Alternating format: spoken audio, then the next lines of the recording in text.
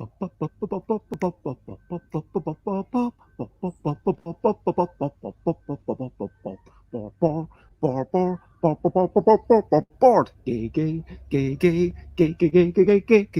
Board games are what to talk about. Board games, I'm gonna not shout. Board games, I'm out in the garden again. Board games, it's a little bit chilly, but I have my jumper. Board games, it's in the name of the show. Board games, away we go. It's Bezzy breakfast, board game Blether, and I need a better song, something you can maybe sing along to. Hello, everyone. Hello, Jess. It's lovely to see that you're excited about today's main topic, which is Ticket to Ride. So, I currently own two Ticket to Ride games, Ticket to Ride New York and the similarly sized Ticket to Ride London, which, to summarize, Ticket to Ride New York is a smaller version of Ticket to Ride, first released in 2004. It's about 1/3 of the size, 1/3 of the strategy. Is it 1/3 of the strategy? No. I mean, it's 1/3 of the length and 1/3 of the series of decisions, but each decision is as meaningful. And for me, that's what makes, in my opinion, Ticket to Ride New York the best game. Okay, well, that's been a nice hour. Well, thank you very much, and bye-bye. Only joking. Hello, Dave. Lovely to have you with us. And as always, I'm going to start with talking about brilliant things, a couple of games that I've been playing recently, and yeah, just a bit about the world as it is before I really delve into this game for an hour. And I'm going to be talking a little bit about the history of the series, a little bit of an overview for 10 minutes, and then, yeah, we'll get straight into it.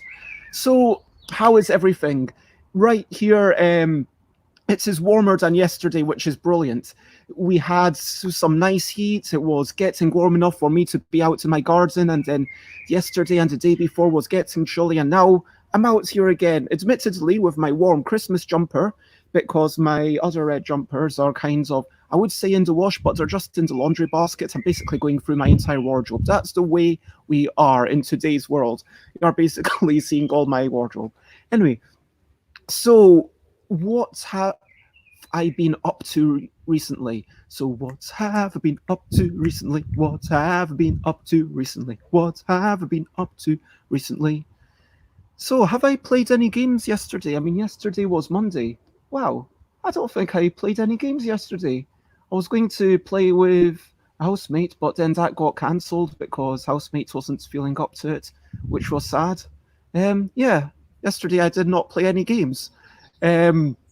What did I get up to? I did a wee bit of exercise. I went for a bit of a walk. I was helping with the announcement of a game that's been signed. I've signed the contracts last week, and there's hopefully going to be an announcement later today from the publisher. But I can tell you that I'm very excited that has been signed by. And yeah, I'm going to tell you all the details as soon as I can. And I've been helping them. Yeah, yesterday was a bit of a relaxed day. I went for a bit of a walk, and yeah, not much. Have you been up to anything? Have you enjoyed anything? And let's talk about at least one highlight, which I like to talk about. Yesterday, I saw a fox in the park. I went for a long walk in the fox, saw a fox gallop in the park, saw a fox galloping. That was cool. And brilliant, brilliant, brilliant things. Let's talk about a thing that is brilliant. So, brilliant things. Let's talk about spades.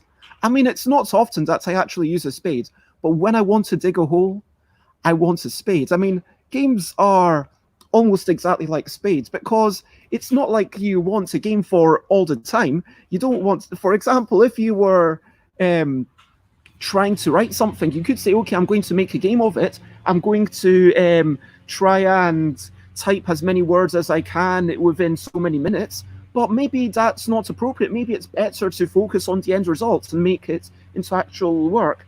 Comparatively, spades are exactly the same. In that spades, you don't want them all the time. You only really want them when you're, digging a hole, or, if you're playing some strange spade-related activity like subverting the nature of a spade. But for their purpose, a spade, or indeed a shovel, both of them are quality things, and I'm glad that we have people making these tools that are very specifically about one thing.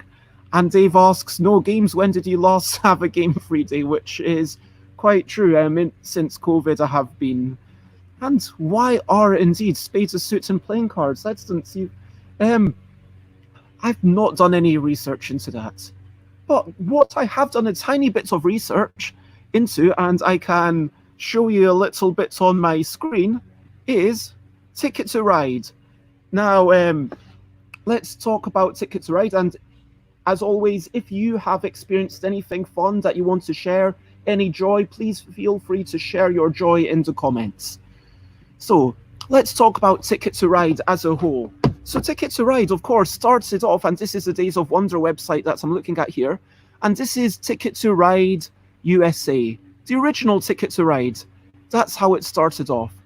And it's a very simple game. So and the framework has continued.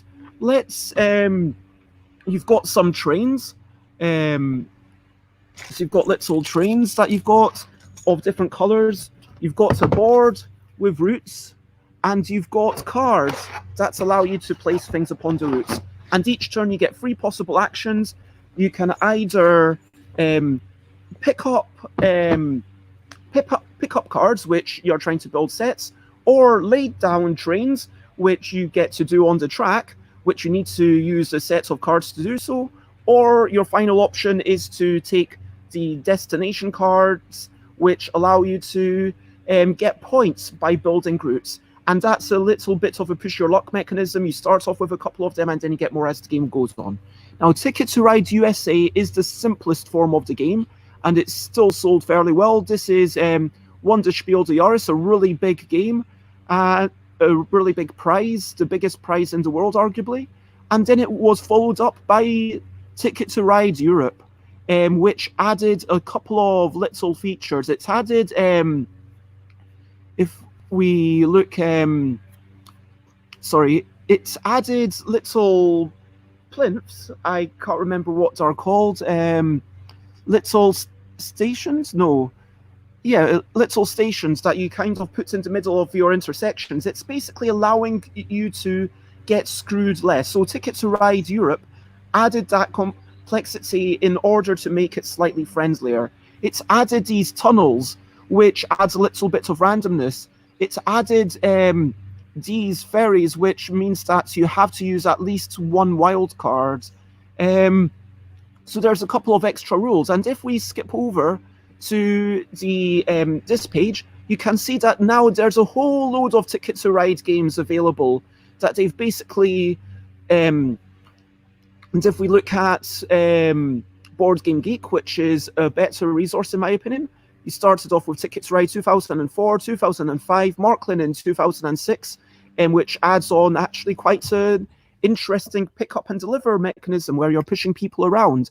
Ticket to Ride Nordic Country 2007, and then they had a big gap before going to Germany, and Rails and Sails in 2016, and then they started really pushing it out there, where it was since 11 they've been coming out with games basically every year, and in recent years they've got the Ticket to Ride New York, then London, and coming up is Ticket to Ride Amsterdam, which has been announced in the past couple of days. Now and as you can see, it's won a whole bunch of awards as well as a thing, and let's have some stats. It's sold 9 million copies, gone over 15 years. There's a TV game show in development. You know, they shared this bump with us when I went to one of their PR things. So, yeah, 9 million copies sold worldwide as of 2019. That's a lot of copies sold. So basically, it's not quite a mass market game. It's not in the same realms as Monopoly and Scrabble, but it's certainly in that second tier of this is a game which has a little bit more of a strategy and a little bit more going on. It's a far better designed game than Monopoly. I'm just, going to say that right now. And in my opinion, it deserves these millions of sales. So well done to Alan Moon, the designer. I never mentioned Alan Moon yet. And so now let's look at the box for Ticket to Ride New York.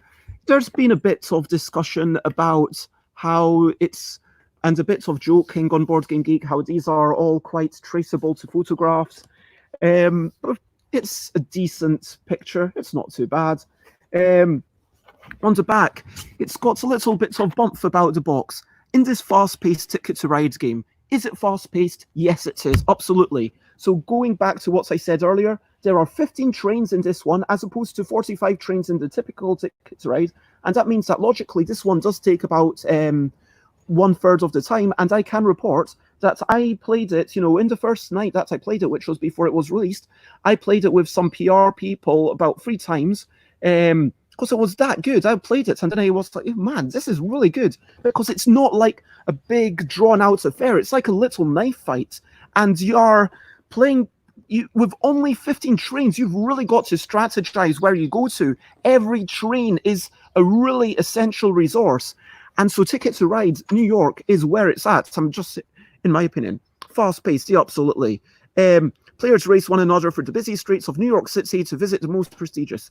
And apparently it appeals to both beginners and seasoned players. I will say that, in my experience, people who already like Ticket to Ride have sometimes found this a little bit too short, a little bit too light, but you probably know what camp you're falling into. If you like the idea of Ticket to Ride, but you find it's a little bit too long or too complicated, then this is the one for you. It has marginally more rules than the original Ticket to Ride USA, which is really interesting to me. Basically, USA is still the only Ticket to Ride with the simplest rule set. I mean, I would have thought that for Ticket to Ride New York, they would go back to that rule set and just have nothing else. But no, they actually had something else. Learn the game in 3 minutes, play it for hours. And that's the tagline that they've adopted for all their games. Well, it's saying that in Amsterdam anyway. And some people say, oh, why is the game hours long? No, it's basically saying that it can give you hours of fun. Anyway, so Ticket to Ride game, that's got a good idea of what you've got. The French address, the American address, the legal bump, 10 to 15 minutes. I would say that it depends who you're playing it with. If you are playing with people who know the game and are happy to play at a reasonable pace, yeah, it's going to take about 15 minutes. I would say that I have played it with people where people have been more used to party games and have been maybe having a bit of a conversation during the game, have taken quite a bit of time to think about what they're doing, and it can easily take 40 minutes or 45 minutes in that sort of circumstances. Like most games, it depends so much on how you're treating the game. In any case, it is a lot shorter, but for the target audience, I would say this is slightly on the low side with my experience. I could absolutely play it with 10 minutes with 2 players, but maybe not with more. 8 or more age. Is it suitable for 8+? I would say I would not really try to... probably wouldn't try to teach this to my 8-year-old niece, but, maybe I'd give it a go. It's kind of quite challenging, but maybe that's the kind of time when they could start approaching it. There is quite a bit going on in this game, and I think with 8-year-olds, they are going to need a lot of guidance from other people. So I think that, again, this is slightly on the low side, the 8+. And finally, 2 to 4 players. Yeah, absolutely. 2 to 4 players. And it plays similarly with 2 compared to 4. It doesn't, because it's a knife fight, whatever you do. Obviously, with 4, the map is going to get more filled. But as usual, you've got the double routes, which expand the board for 3 or 4 players. And John McKay, as an overall point, says, I bought it as soon as I played it. I find it the perfect length. Normal Ticket to Ride is 20 minutes of fun squeezed into an hour and a half. And so let's look at what's inside. You've got a really nice insert. Grey board inner, nothing fancy going on inside Ticket to Ride New York. Now, this plastic insert, I know plastic isn't ideal, but this is a really nice insert. It's got it's an understated thing. It has a perfect space for the board, And the rules come in a little brochure type thing, which is really thematic. It's saying, oh, come and visit New York City. And it's a kind of folding thing like that, which they've kept for the London one. There's you don't score around the board anymore. You score using this paper, and so I can actually see how many times I've played it since I got it. Apparently, I played it about 7 times or 8, no, 9. I don't know, about 9 or 10 times, and I have not enjoyed Ticket to Ride USA. I used to have Ticket to Ride USA, true story, but yeah, I gave it away. I think I ended up selling it for a tenner because I gave it to someone and was like, yeah, you have it for as long as once. Anyway, what else have you got here? You've got trains. This is the trains for the yellow player, the trains for the kind of bluish green player. I like how they've got cool colors. I mean, that's kind of minty, freshy green. That's white. You've got the purple. I mean, clearly the best color. And of course, yellow, because it's not trains as per normal. This game, Ticket to Ride New York, replaces the trains with little taxi cabs. Is that not cool? So, just as an insight into the production stuff behind the scenes, and there's been a little bit of a kerfuffle on Big Tuck, the board game trading and chats UK Facebook group, and that the thing is that having an exact number is much harder than having a few extras. And hey, if we give you a couple of extras, then if you've got one too few, hey, here's something. Or if you lose one, you can still play the game. So it's really nice on both counts, and they package it separately. So if ever there's a problem and you don't actually have 15 of these, well, you just take one of these extras. And honestly, they do that as a way to cheapen production, because counting 15 and making within exact tolerance is more expensive than having 15 and then having a bag of 2 extra. And finally, you have all the cards. You've got the cards that tell you where you've got to go from there to there, and if you go from here to here, you get that many points. And then you've got the cards that tell you about the set collection. Now, let's look at the board, because that's the key thing that's different. This is the board of Ticket to Ride New York. So, Ticket to Ride New York has one new rule, and this is a practice that they've continued in all their shorter games, which, again, it really surprised me, because I thought that at some point they would go back to the original rule set as seen in USA. So, at the end of the game, as well as getting points for every time you've put down little cards, and so it's 1 point for a 1 long thing, 2 points for a 2 long thing, 4 points for a 3 long thing, or 7 points for a 4 long. And there's only 1 4 long on this map, which means that this 4 long can be an intense, okay, everyone's going for that pink. And if you know to fight for it, then it can be an intense fight, and okay, are we going to balance that against other things? And it can come down to this extra, because here you've got 1 point extra per train, here you've got 3 points extra per train, and remember that you are using less opportunity cost, because every turn you get to do one of 3 things. Again, you've got cards that are visible, 5 at a time.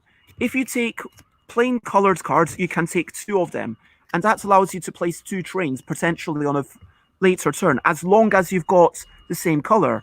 And so to place on a bit like this double orange, you'd have to have 2 oranges. Alternatively, I could have 1 orange and 1 wild card if I felt like that is a critical thing for me to get. With something like the pink, with the 4 pink, it might be worth me using my wilds, and remembering when to use your wilds is a key part of the game, because you want to keep your wilds until the end. I mean, ideally, the ideal situation in this game strategically is to pick up exactly 15 cards, use exactly 15 cards, be left with nothing, so you've not done anything extra, and you place all your trains. Now, your cabs. because once someone has gone down to 2 or fewer taxi cabs, same rule as in every Ticket to Ride game, that triggers the end of the game, and everyone, including them, gets one more turn. So that means that there's a massive incentive to end the game because you're denying everyone else the stuff. And it does note, I should note that there is clearly a first player advantage in this game. I mean, if you're first player, you get an extra turn. Well, let's say first player also ends the game. In that case, they've managed to get an extra turn. Let's say second player wins the game, ends the game. In that case, first and second player have an extra turn. Either way, the first player is always going to have at least as many turns as everyone else, and the last player is always going to have one fewer turns than everyone else unless they are the person to end the game. So there's never been, as far as I know, anything done to mitigate that last player advantage. But I think that comes down to the target audience. Ticket to Ride audience is not here to. There is a good amount of luck in this game. Let's be honest. Some cards, I'm going to argue that in New York, some tickets are clearly better than others. I'm going to argue that basically, if you manage to get the Chelsea to Soho route with 7 points with the 4 pinks, then all this stuff, Chelsea to Wall Street, that becomes amazing because not only are you getting, compare this route to this route, or compare putting down a 4 to putting down 2 2s. Yes, it's more difficult to get the cards to do it, but instead of spending 2 turns to place down your trains because you can only do 1 track each time you place a train, instead you're taking 1 turn to do it. You take 1 fewer turns, which gives you a bit of tempo advantage, and you get 3 extra points. So it's all about those long routes again. And so that's why the Chelsea to Wall Street is such an amazing route. And so 6 points, I'm going to say it just feels like some of them are a bit overpowered, which moving forward to London, I do feel like they did manage to slightly improve it, but New York still, the nice thing about New York is, yes, it's got a lot of luck to it. Yes, some things are clearly better. Yes, if you have, for example, 2 cards that work well together, if you've got Times Square to Brooklyn, so you could have Times Square to Brooklyn, which you could do with 1, 2, 3, 4, 5, 6, 7, 8, 9, 10, 11 trains, and then you've still got 3 left over in case you need to go a slightly longer route, or maybe you need to go this way instead. And so having a combination that works really well, that is just a really nice advantage. And if I got this set of cards, I would feel annoyed if I didn't win. There's nothing else to it. But I'm going to argue that Ticket to Ride USA has the same amount of luck. It's just that within Ticket to Ride New York, you get that amount of luck of being like, okay, do my tickets work well together? Do my tickets, are the pinks, which in this game are so clearly, so it's kind of, are they coming up on my turn so I can just grab them? You've got all that stuff, whichever version you play, but the key difference is here, if you play with people who are playing quickly, you could play a second time in the same night. And that is, again, going back to what I love about Ticket to Ride New York. Let's talk about the new rule, which I've not mentioned at all. So you get points, as I was saying, for placing your stuff. You also get points for your tickets. So here, if you manage to connect Chelsea to Wall Street, you get +6. If you didn't, you get -6. Finally, you get 1 point for each of these number ones that you manage to connect to with your longest route. So they've taken away the rule of here, have a bonus card for your longest route. Actually, it does occur to me that they did actually slightly simplify it compared to USA, because they did take out longest route. Sorry for the earlier misinformation, but they replaced it with this thing, which kind of says, okay, you want to attach to these ones. And so again, it's, why is Chelsea one? I mean, is it that these places are the tourist destinations? Is it completely thematic?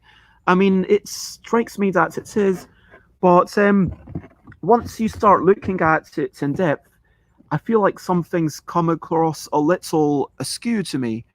Um, but let's talk about how it feels to play. So, Ticket to Ride, start of the game. Let's say I'm the ice cream minty pistachio color because that's just the first one that I grabbed. And so I've got my little trains and I grab my tickets and I've got a couple of cards. So I've got a couple of these colored cards. I've got a couple of these ticket cards. Let's say I got these free. And now I'm thinking, okay, I've got Empire State Building to Greenwich Village, Empire State Building to Greenwich Village, and United Nations to Midtown West. United Nations to Midtown West. Where here. So I've got to connect. The simplest way to do that is to go boom, boom, boom, and boom, boom. So I'm starting to think, okay, for this game, I probably want to keep both of these cards because there's not much going on there. But I'm probably going to have another card. Like the getting extra tickets is a little way to mitigate some of the luck if you get to terrible hands like this. And so I'm thinking, okay, straight away, I'm going to get another couple of extra cards. Let's say I got these couple of extra cards on my turn. Now, with a normal Ticket to Ride game on a big map, there's some vagary. There's some, okay, I've got these things, they combine well, do they not combine so well? With this game, not only do you have to think about how well they combine, but exactly how many cards you've got, because it's possible that you don't get to where you want to be, not just because of people blocking you, but because you run out of little taxi cabs. So in this case, let's say in my mind's eye, I'm thinking, okay, UN to Empire to Midtown West, and obviously I'm not allowed to do this, but I'm just thinking in my mind's eye, this is how these are the taxi cabs that I've already got to use. So do I use these ones? Lower East Side to Wall Street, Lower East Side, so that's connecting these two places, and Times Square to East Village, Times Square to East Village. So then, straight away, you can see that if I tried taking both of these cards, I would have very little room for leeway. As soon as someone's blocked me, even in any one of these spaces, let's say someone blocked me here, okay, I can take the double route, but it's a knife fight. It really is. And people are getting in your way, and you can't avoid that. And whereas on a big map, there is the potential for someone to be on this side and someone to be on that side. It kind of, with this one, it's all about, hey, here's a whole bunch of fun. It's like straight away I'm working out my entire game plan. Straight away, I've now got only two cards to leave. Do I think, okay, I'm not going to get so many tickets? Maybe I even push my luck even more. And then I think, okay, UN to Wall Street.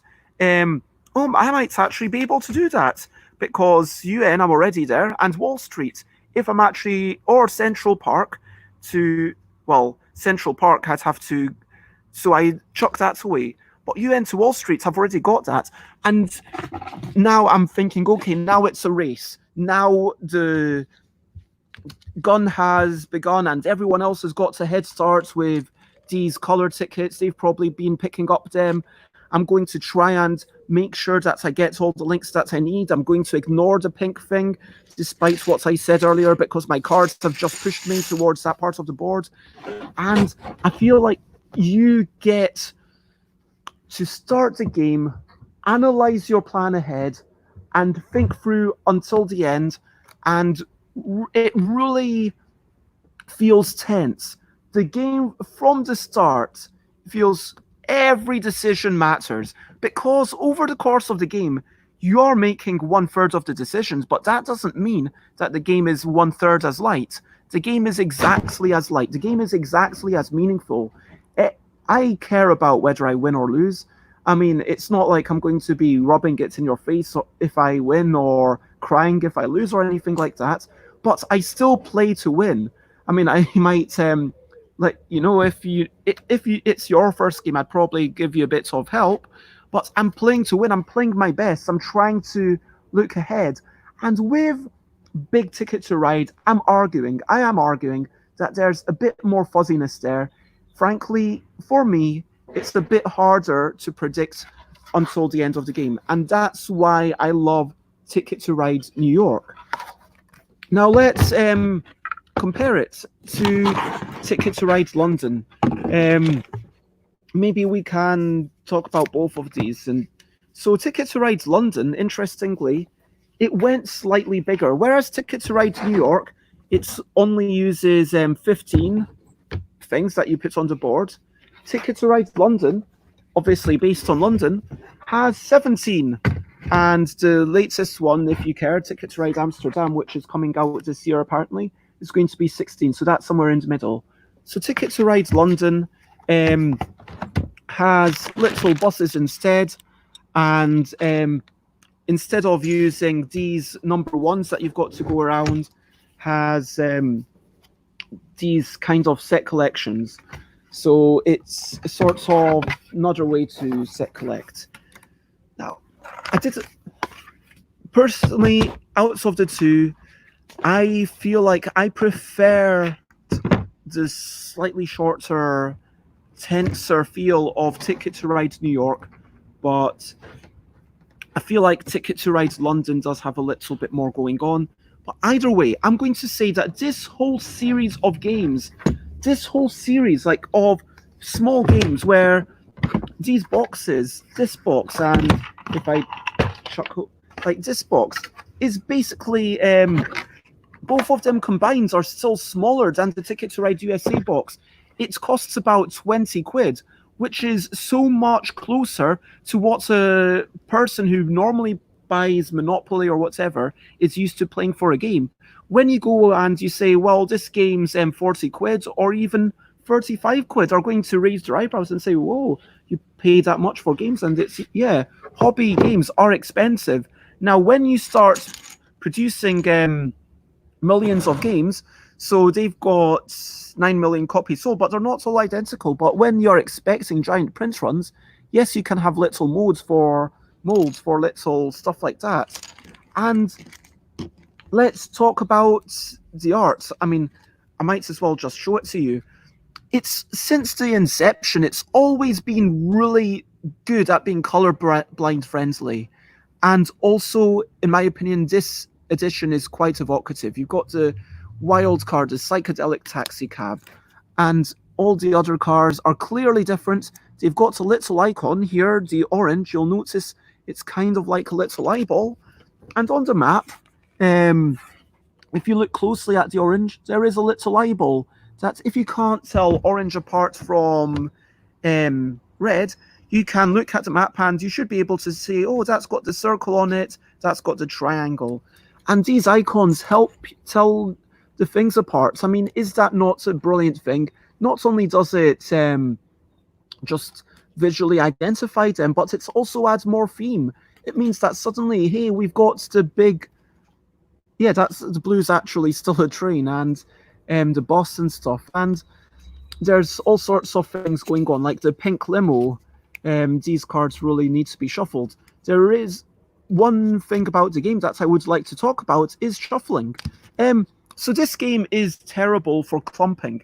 Now, clumping is a term that I use to talk about when a game's deck tends to go into a certain order. In the case of Ticket to Ride, if you have tickets, sorry, if you have train cards, I think they're called, and you're going to put them down into the discard pile in groups. So I'm going to say, oh yeah, I need something with 2 oranges. So I put down 2 oranges, and then maybe you've got the 4 pinks, and then you put the pinks and 2 wild cards because it makes sense to put them down next to each other. Now, when you shuffle, most people who shuffle don't fully randomize, especially if you do an overhead shuffle. most people aren't going to randomize this well enough. Now, this is one of the downfalls of this game, the amount of shuffling going on. They do give you a decent amount of cards. I would say that in this game, you can start card counting, especially if you've seen people take stuff from the face up pile. You can remember how many pinks were in the game. You know that are all identical, and I think it even tells you to help you do such card counting in the manual. It says, yeah, 44, well, it says 44 transportation cards, 8 multicolored taxis. So, but if it's 36 divided by 6 colors, that's 6 of each. And so, is it red, green, pink, black, blue? Anyway, so 6 of each. So to get the 4 pink, that's a lot that you have to get. It's really going to be down to the wild cards, and it's going to come down to that card counting a little bit. If you want to play at that maximum level, if you want to sort of be eking every single percentage point from how can I win this game, I feel like this game is a bit more satisfying. I mean, if there was a world championship of Ticket to Ride, I would suggest that maybe for the finals, it should probably be a best of 3 match. And yeah, why not? Yeah, frankly, at this point with the shorter maps, you could do best of 3 and go through all the 3 different ones. That might be quite fun. So the art, it's evocative of just, hey, here's this whole big touristy destination. It makes you feel like you are visiting somewhere. It reminds us of, hey, New York's got to Soho as well. Oh yeah, that's all these things, and makes us talk about them. I'm not that familiar with any of these places, but I've never been to New York.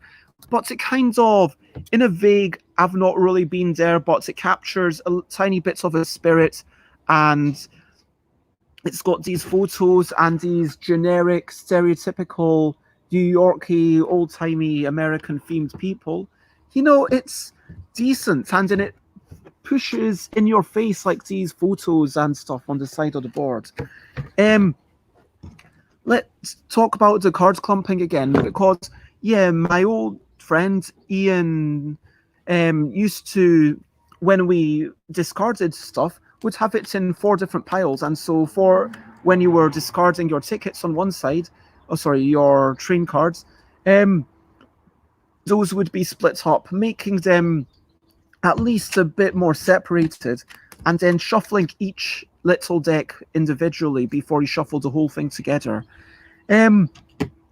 How much luck is there in this game? How much tactics / how much skill?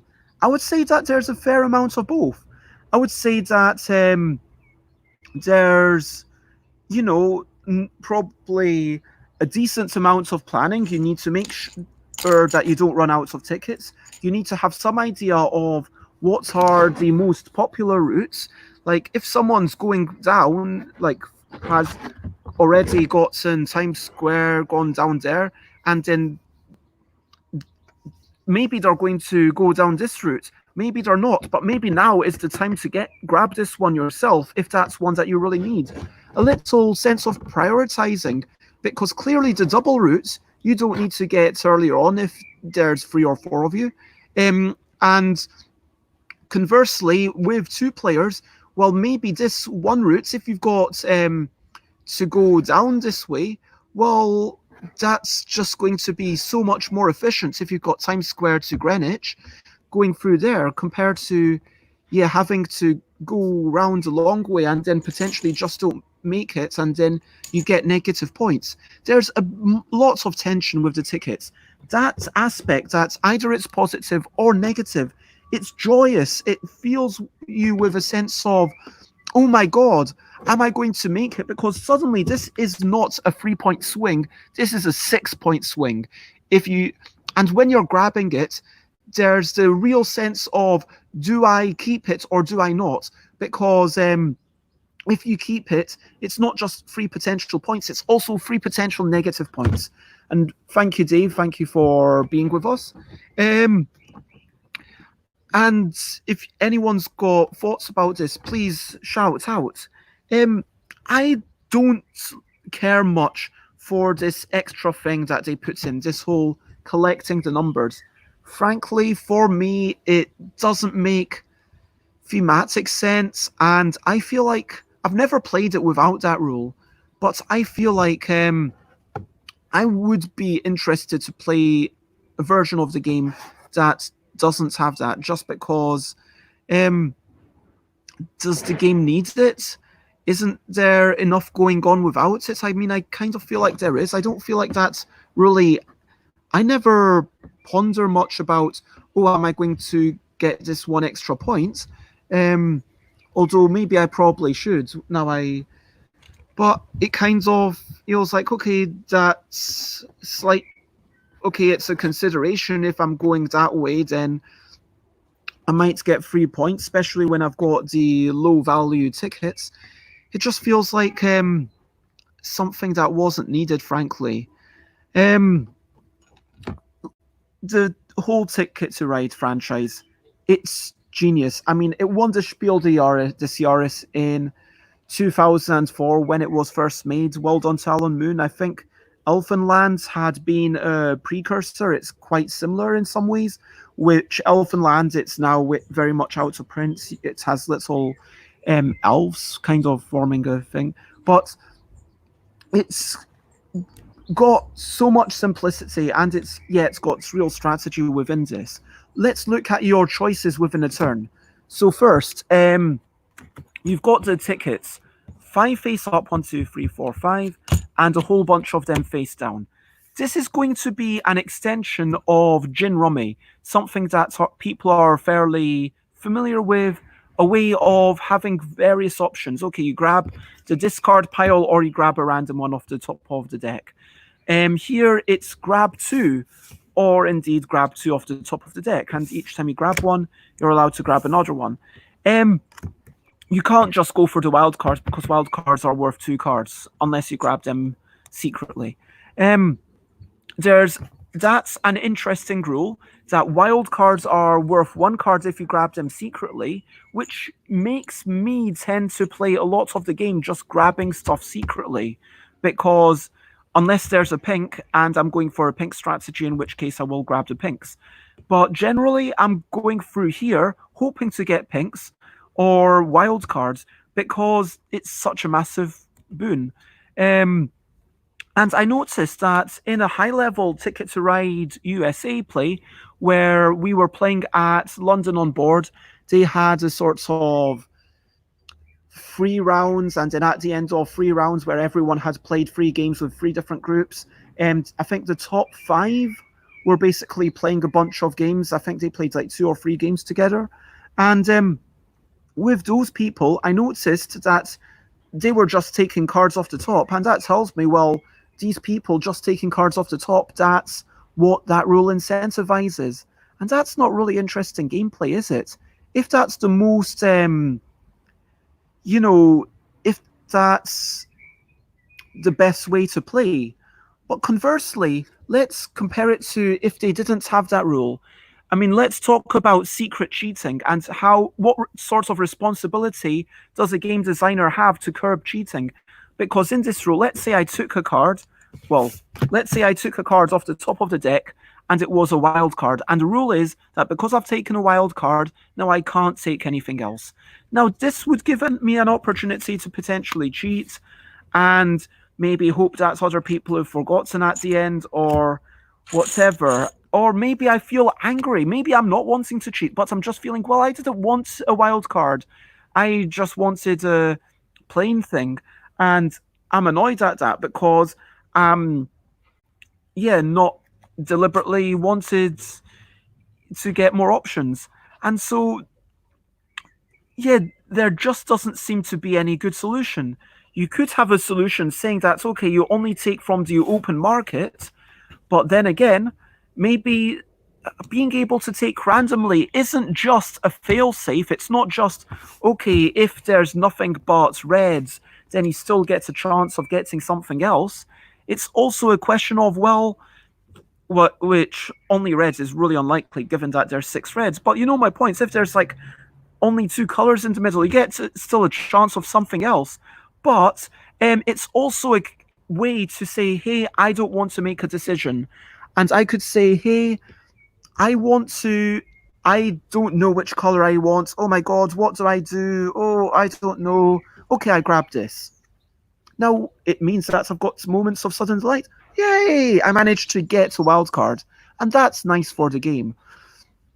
But it does mean that I believe at high level play, you ignore the open market for lots of the game, not only to potentially grab these, but also so that other people don't know what you're going for, and also so that other people can't count the deck. So maybe I'm going for the pinks. I don't know. Maybe I'm going for a combination of things because maybe I'm just trying to get my 10 cards before I grab the other ones. Because let's go back into the point of opportunity cost. If I grab cards randomly, with 15 cards, that gives me less scope to just take stuff randomly. With Ticket to Ride New York, I believe you've got 45 trains. Is it 45? I just want to double check. 12. Oh no, Ticket to Ride is apparently 48 each in each of the colors. So anyway, Tickets to Ride has 45 cards, and if you're grabbing 45 cards at the start of the game, and then you plan your routes, let's say you were basically going along with what randomness is, especially with a deck, you're likely to be able to make something that works in some manner to link up all your places. There's a lot more flexibility. You've got more trains. You've got more cards where you can say, well, here, instead of doing this route, I'll do that other route, this, here, I'll do this and this. And then with and Ticket to Ride New York, if you're going for the pink, you need to do that deliberately. And if you're going to grab 15 cards randomly and then try to make it work, I think you've got a serious chance that you might get messed around. Instead, what you might have to do is take 10 cards randomly or 12 cards, kind of consider where you're going, see what you need. Can you afford some variability? Do you take cards randomly? And now you need to really think, okay, which colors I want, because there is less scope for maneuvering. And so that, in my opinion, makes Ticket to Ride New York actually more strategic, in my humble opinion. And potentially means that taking randomly is less of a viable strategy. Now, that's one of the 3 actions that you're doing every turn. Let's talk about the others. The second is an ability to take 2 of these cards and choose one. This allows you to mitigate the luck draft of the initial ticket somewhat. This means that you can still have a deck of, I believe it's 16 cards. It's yep. Sorry. It's this many cards, however many that is. It's not much. I mean, it's 1, 2, 3, 4, 5, 6, 7, 8, 9, 10, 11, 12, 13, 14, 15, 16, 17, 18 cards. Now, with 18 cards, let's say you've got 4 players, that's 8 of them already gone. Let's say each player does 1 more drafting. That means you're going to get through the entire deck. And there's little bit more, there's definitely more cards than you need. There's the scope for variability, and there's the scope for randomness. There's a good amount of randomness here. There's the possibility of just grabbing cards, and every card that you take randomly is the wild cards, and no one else ever has the wild cards. There's a possibility for tickets that work perfectly together, as we established. There's the possibility for when you grab tickets, one of them's here and one of them's here, and you're like, well, I don't know what to do. I'm going to keep one of them and then grab 2 more cards, and then the other 2 cards that you take later on in the game are both to do with this part of the board, and you're just like, yeah, I'm just not going to do very well in this game because I don't have a lot of crossover. But there's a lot of analysis, a lot of, okay, how much where's my trains? Let's talk about the placement. Um, so it's fairly self-explanatory. Um, where here, you've got the long one. If you've got a double route, you can go green or red. If you've got an orange route, if you've got to have double orange. If you've got a grey route, that's any color. And when these are your resources. Every time you place them, you're using not only one turn, but also these little cards. Now, anything that you're left with at the end of the game, they don't score you points. So really, you want to get them down as soon as possible, and that makes the game quite highly interactive because that whole tension of when the game ends. Again, that tension of when is the game about to end, it comes only at the end of the game. And so Ticket to Ride again, New York manages to capture that whole overall narrative, the ludological flow of okay, I'm grabbing tickets. Okay, let's work around where I want to go. Okay, I'm grabbing all these cards. Okay, let's see if these match up. Now I'm placing things. Oh no, someone else is placing more. Okay, I better rush to place all my things. Okay, let's try and prioritize where I place things. Oh, phew, I managed to get all my things down, and now it's the end of the game. There's a lovely, lovely, lovely flow in Ticket to Ride New York, and both of these are my favorite game. I've kept them all partially because the boxes are small, and partially because they're quite different. Now let's make this a two-part review because I don't think I'm going to have enough to say about Ticket to Ride London to compare it. I am not a Ticket to Ride expert. I just want to point that out. Now let's talk about the one thing that thank you, Alan, for the question. I just realized that the one thing I haven't talked about really is the pencil and pad. Now the thing about the pencil and pad is that with the pencil and pad, you get a record of all the games you've played. I get to see, oh yeah, that game I played with McCall, Chris, G, was that George, and presumably myself. Oh yeah, when Doric came over. Oh yeah. Oh, I played it with Ellie and Steve. Good times. Oh, I played it with Mina. Hey, wait a minute. Did I not play it with Layla? Oh, I thought I did, but clearly not. And yeah, just kind of having those moments. Who is KC? That's definitely not. Oh, that's KC from Ogbeugu, from Nigeria. That time that we played this, and just looking through this score pad, I actually enjoy score pads, even though there's a thing to say. Oh, hey, if you play this game, I don't know how many, 200 times or 100 times, you're going to have to buy a new score pad. And sure, you have to do that. But at that point, surely after 100 games, haven't you got your money's worth? I'm sure that if you contacted them, they would send you like some sorts of replacements. I'm sure there's some sorts of after sale support, or maybe there isn't. Maybe that's the reason why they went back to the going round the track during the game.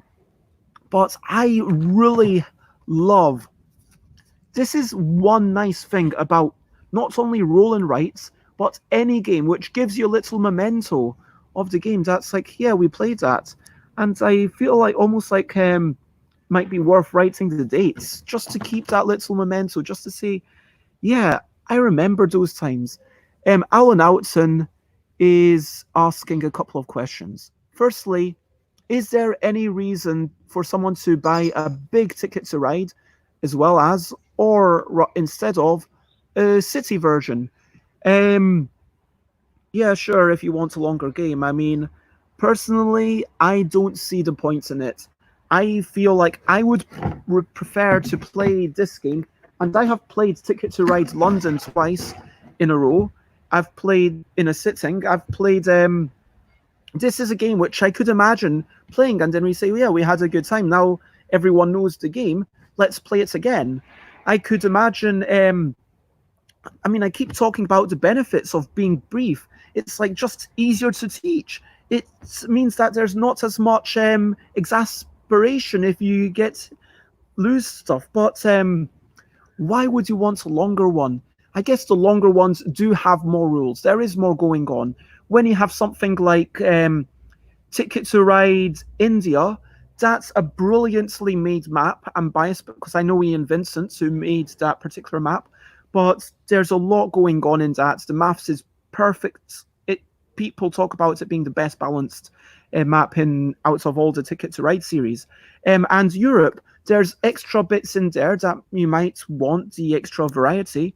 Um, and but really, unless you play this and then if someone to me said, I want to play Ticket to Ride, what Ticket to Ride should I get? I would probably say either London or New York. I'm really hard pressed to choose between them. Um, I definitely wouldn't say the longer one again because the reason for having a longer one, to my mind, is if someone is okay, I just want to chill out. I want to play a sedate game. I want to play a game that's going to keep me captured for a couple of hours while we have a conversation. Because we talk about the game length of Monopoly like it's a really bad thing. And to my mind, yes, it is a bad thing, especially when you don't know how long it's going to be. And there is no inexorable progress towards a conclusion. Whereas Ticket to Ride, there is inexorable progress towards a conclusion. And if you happen to be playing with slow people and instead of taking 40 to 60 minutes, it's actually taking you 2 to 3 hours to play the game because you're having tea and you're having smoking breaks or people are having side chats or whatever. Maybe that's the experience that they want. Maybe they want an experience where they're taking these cards and it's going to capture the thing and to get the feeling of, wow, I played this giant game. Maybe that's the way you feel like. But if you're playing the game to sit down and pass a lot of time, then sure, a longer game could have an advantage. But if you're playing a game to have the experience of, ooh, are you going to block me? Are you not going to block me? Ooh, how many of these should I use? And that's another thing. Frankly, there is a little bit less tension in Ticket to Ride New York and London. And I talk about that because tension is something that I love. But maybe you don't want the tension. Maybe you want a friendlier experience. Maybe you want something where, hey, if you don't have to count everything perfectly, and you're probably going to get most of your tickets anyway, as long as you play reasonably, unless people block your. Question 2. I have Ticket to Ride Europe. Could I hack it to play more like New York? Sure. I mean, there's a lot of house rules involved. I would say probably as a very vague thing, look, cut off half the board, remove all the tickets that are about the half that you didn't use, and say, okay, we're only playing with these so many countries and half the number of trains. And hey presto, it's something that you can try as a proof of concept. Maybe see it if you how you feel about it. I've not done that. I mean, I feel like even though I had slight reservations about the balancing of Ticket to Ride New York, I feel like Ticket to Ride New York it is reasonably well balanced. I mean, for the most part, and so. But yeah, sure. If you want to just say, hey, I would like to play Ticket to Ride Europe in this family, but we only want to spend 20 minutes on it rather than 40 minutes, then yeah, you could. Games are all about house rules. You could like cover up half the map with some post-it notes or something and say, we're not using these, whatever. Of course you can. But the fundamental question is, firstly, on its own, secondly, compared to other Ticket to Rides, how was New York? Well, let's talk about New York was the birth of the short Ticket to Rides. Coming from games where you have 40 something trains and then going to a world where you have 1/3 of the amount. That's amazing. That's a massive shift. That's a shift in the paradigm. And they've made new games in this style every year. This came out in 2018, I believe. And then Ticket to Ride London came out in 2019, and Ticket to Ride Amsterdam came out is going to come out in 2020. It's just been announced on Board Game Geek and Days of Wonder's own website.